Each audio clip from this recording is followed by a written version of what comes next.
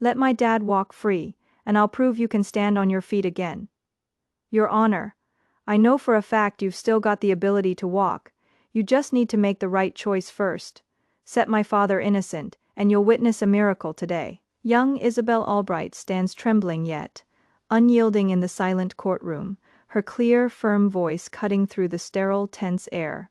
She locks eyes with the seated judge, refusing to back down even as the entire court stares in shock. Just let him go. Then everyone will see the truth. We're all waiting for that moment. Her father, Lucas Albright, stares up at his daughter with pure desperation, his voice cracking with fear and love. Isabel, don't do this, please. Don't humiliate yourself like this for me. This isn't worth it. The lead prosecutor slams his hand on the desk, his tone sharp and condescending, furious at the sudden disruption of the formal court proceedings. How dare you speak out of turn? This is a legitimate court of law, not some roadside circus for cheap entertainment. Empty words mean nothing against hard legal statutes. Young lady, your father's guilty verdict is already sealed, and no childish plea can reverse it. I move to have this disruptive child removed immediately. We cannot let this petty stunt delay official justice any longer. A defense attorney steps forward gently, attempting to de-escalate the situation, his tone calm and reasonable. Your Honor, I implore you to show leniency. This child is merely terrified at the prospect of losing her father. Allow her a brief moment to compose herself and return to her seat. Isabel shakes her head fiercely, every word laced with unshakable certainty, no trace of fear in her eyes. I'm not scared. I'm telling the absolute truth. Deep down, you know my father is innocent, and I can prove it. You really can walk again, Your Honor. The courtroom erupts in quiet murmurs. Court staff exchange confused, pitying glances, assuming the girl has broken under the immense pressure of her father's impending conviction. She's clearly lost her mind from desperation, one officer mutters. Someone get her out of here before she embarrasses herself further. The judge's expression hardens, his voice authoritative and final. Young lady, you have 2 minutes to leave this courtroom voluntarily. If you refuse, I will have security escort you out by force. Isabel plants her feet firmly on the floor, refusing to budge an inch. I'm not leaving until you listen to every word I have to say. My dad never stole a single cent from his company. He's been framed, and you can feel that truth too. The prosecutor grows increasingly agitated, gesturing wildly toward the judge. This is utterly ridiculous, Your Honor. She's derailing the entire trial process with baseless nonsense. I demand her immediate removal. Isabel shifts her gaze back to the judge, her tone softening but never wavering, filled with earnest empathy. You were once just like my father. A good, honest person who suffered through unfair, unjust hardship. You know exactly what it feels like to be judged guilty, before anyone hears your side of the story, to have the whole world write you off without a single fair chance. I'm not talking about medical cures or surgical fixes. I'm talking about faith and justice. Do what's right today, and the impossible will truly happen. Stand up, Your Honor. The judge falls silent for a long moment, his guarded eyes flickering with unreadable emotion.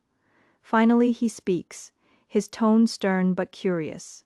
30 seconds. You have 30 seconds to convince me not to have security remove you and finalize your father's sentence. Isabel doesn't hesitate for a second, launching into her solid fact-based defense with precise clarity. Your Honor, my dad always taught me one unshakable truth.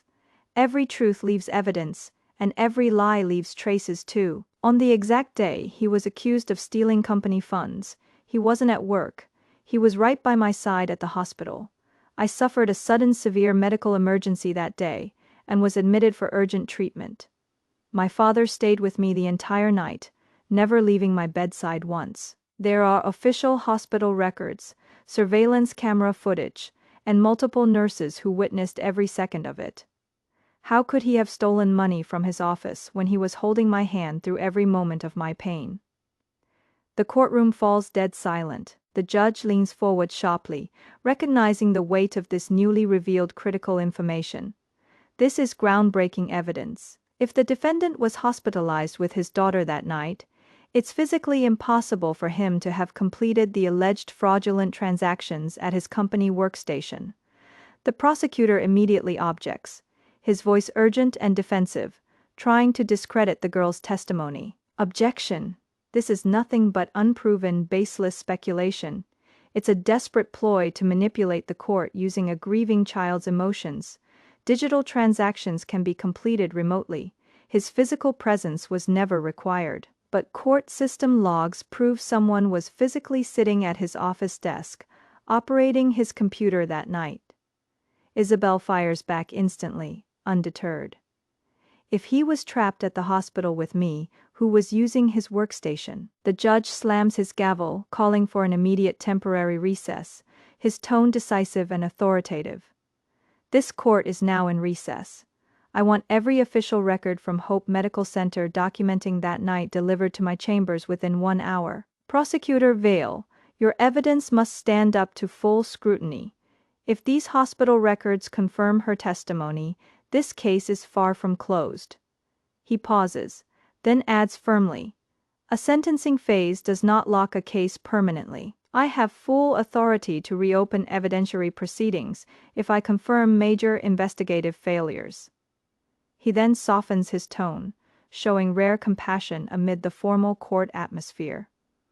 Bailiff, escort the young lady to a quiet room and bring her water. No child will be shamed or humiliated in my courtroom. Later, in a private chamber, Lucas turns to his daughter, his voice shaky with relief and disbelief. You were really that brave? I tried to tell everyone I was at the hospital that night, but no one listened. They all said digital evidence outweighed my alibi, that my word didn't matter at all. Someone deliberately buried your alibi, Isabel replies firmly. They were determined to get you convicted at all costs. Moments later, court staff rush in with the full set of hospital records. The judge reviews them quickly before issuing new urgent orders. Summon Nurse Martha Oliver immediately for the record testimony. Make this the court's top priority. A court officer speaks up hesitantly. Your Honor, locating the witness could take several hours. Start the process at once, the judge commands. Then turns to the flustered prosecutor. Prosecutor Vale, report to my chambers in 5 minutes. This case contains catastrophic investigative failures. A concrete, verified alibi was completely erased from the official case files, and I demand a full explanation immediately.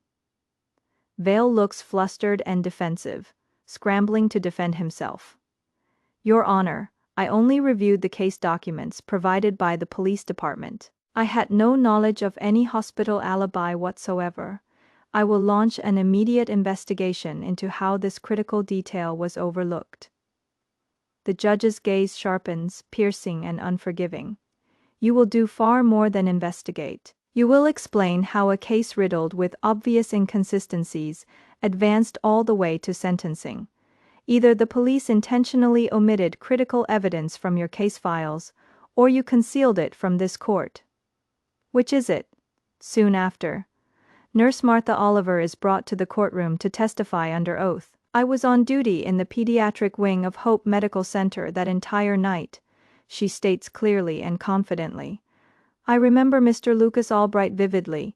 He never left his daughter's bedside for even a second. The girl was in severe, agonizing pain, and he stayed with her all night, whispering soft songs to calm her fears. It was one of the most touching displays of paternal devotion I've seen in my decades of medical work. I personally checked his whereabouts multiple times. He didn't leave to eat, drink, or rest. He only asked for water for his daughter. When asked why she never testified in the original trial, the nurse looks confused and wronged. The police contacted me for a formal statement and took all my details about Mr. Albright's alibi, but I was never contacted again, never summoned to court. I assumed my testimony was deemed irrelevant to the case. The defense attorney immediately files an official motion. Your Honor, I formally request a full, comprehensive review of this entire case. The evidence is undeniable. My client is the victim of a deliberate setup, and core exonerating evidence was intentionally concealed from the court. Motion granted, the judge rules without hesitation. This trial is officially suspended pending a full reinvestigation. Lucas Albright, you are released on house arrest until new case facts are confirmed. Remove his handcuffs at once. Tears stream down Lucas's face as he turns to his daughter, his voice thick with emotion. You did it, my brave girl, you saved me. Outside the official court record, a tense secret conversation unfolds between corrupt insiders, revealing the true depth of the conspiracy. You assured me this case was closed, Andrew. One powerful figure hisses at Prosecutor Vale. You guaranteed zero complications. Now the whole scheme is at risk of exposure. Vale panics, scrambling for excuses. I had no idea about the hospital alibi. The police buried that evidence too. I was kept in the dark. I don't care about your excuses, the other man snaps coldly. If Albright starts digging deeper and hires private investigators, our entire operation will crumble. Fix this immediately. Discredit the nurse's testimony. Plant new false evidence. Find a new scapegoat. Do whatever it takes. And remember, if you fall, you won't fall alone. Meanwhile, judicial investigators uncover damning irregularities hidden in the case archives. Your Honor, we found critical issues in the Albright case. Court system backups archive every official correspondence, including private prosecutor communications. There's clear evidence of tampering and deliberate evidence suppression. As the investigation expands, Judge Cross makes a shocking discovery that rewrites everything. His own life-altering accident years prior was no accident. It was deliberate sabotage by the same corrupt network to silence him after he began probing their illegal operations. Crushed by the system he once trusted, he'd abandoned his pursuit of justice, numbing himself to corruption and hiding behind rigid legal technicalities, until Isabel's courage reignited his lost faith. While the court prepares to pursue the full conspiracy, danger closes in on their key witnesses. Alert Security reports urgent news. Your Honor, Nurse Martha Oliver was targeted tonight. 2 unidentified men attempted to break into her home in the early hours. She narrowly escaped and hid with a neighbor. Security patrols are immediately dispatched to protect both the nurse and the Albright family. In the midst of the chaos, the judge reveals his incredible unforeseen recovery. I thought that little girl's words about me walking again were nothing but childish naivety, he admits quietly. I'd accepted my disability as permanent bad luck. But every hour since she challenged me to choose justice over routine, I've regained more strength. The doctors say it's medically impossible, but it's happening. She didn't just fight to free her father, she fought to wake me up, to remind me why I swore to uphold justice. She saved my legs, and she saved my soul. But the corrupt network strikes fast to cover their tracks. Officials deliver devastating news. Prosecutor Andrew Vale has disappeared. His body is soon found floating in a local river, ruled an official suicide. But coroner reports reveal clear signs of foul play. He was forced to write a false confession before being murdered, staged to look like a self-inflicted death to eliminate the only insider capable of testifying against the conspiracy. Yet Vale anticipated his own murder.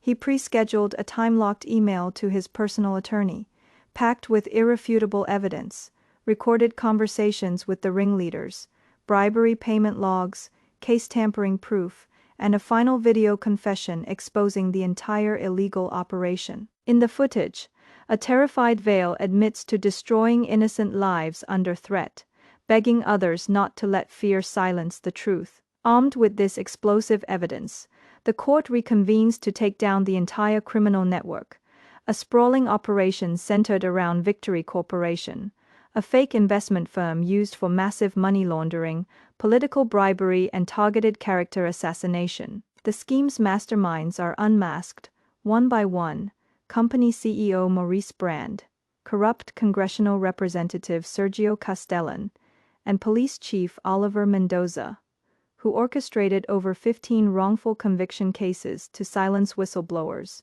Multiple victims take the stand to testify, sharing their devastating stories of ruin. Former Victory Corporation accountant, Teresa Foster describes being framed for embezzlement after uncovering fake accounts, losing her career, family, and freedom. Young investigative journalist Richard Nevin recounts having his entire career destroyed with false slander charges after probing suspicious company contracts. Faced with overwhelming, irrefutable evidence, the once powerful elites attempt to deny all wrongdoing, claiming hacked files and coincidental allegations, but Vale's pre-recorded confession and archived criminal communications leave no room for denial. The court exposes the full scope of the conspiracy. Dozens of judges, prosecutors, politicians, and business leaders colluding to weaponize the legal system for personal gain, destroying countless innocent lives to protect their illegal empire. In a powerful, landmark ruling, the judge delivers justice at last. He formally charges Maurice Brand, Sergio Castellan, and Oliver Mendoza with organized criminal activity, corruption, fraud, and conspiracy to commit murder for the assassination of Andrew Vale. All three are immediately arrested, set to face full legal accountability for their decades of crimes. The court issues official state apologies and full financial compensation to Lucas Albright and every other wrongfully convicted victim, erasing their false criminal records and restoring their ruined reputations. In an unprecedented honor, Isabel Albright is awarded the highest civilian judicial medal of civic merit, recognized as the brave spark that reignited true justice and dismantled a deeply entrenched systemic corruption ring. As the court proceedings conclude, the judge stands fully upright on his feet for the first time in years, a living symbol of redemption and restored hope. This extraordinary story stands as a powerful lesson. Legal systems are built by flawed people prone to corruption and failure, but ordinary people with extraordinary courage can always rise up to challenge injustice.